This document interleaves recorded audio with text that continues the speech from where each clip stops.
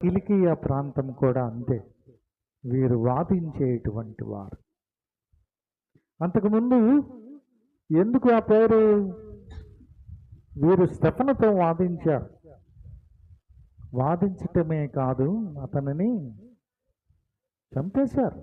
రాళ్ళుతో కొట్టి చంపారు. దేవుడే ఆహ్వానించాడు స్టెఫన్ని, నువ్వు రా నా దగ్గరికి అని. లేచి నించొని ఆహ్వానించాడు స్టెఫన్ని. ఆయనకి దెబ్బలు రాళ్ళు పెట్టి కొడుతుంటే ఏమన్నా తెలుస్తుందా? ప్రభువుని చూస్తున్నాడు, ప్రభువుని చూస్తున్నాడు. అటువంటి కిలికియా ప్రాంతాన్ని ఎన్నిక చేసుకున్నాడు పౌలు, శీల. ఈ రెండవ టీం ఇది. ఇక్కడ నుంచి రెండవ మిషనరీ యాత్ర ప్రారంభమవుతుంది.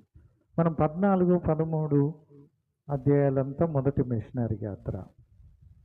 ఇక్కడ పౌలు రెండవ మిషనరీ యాత్ర ప్రారంభం అవుతుంది.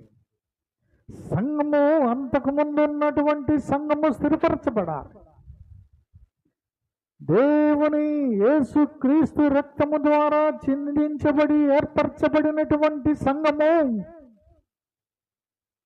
బలపరచబడాలి, స్థిరపరచబడాలి.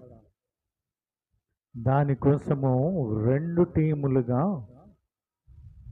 విడిపోయి వీరు సువార్త పరిచర్యను చేస్తూ ఉన్నారు.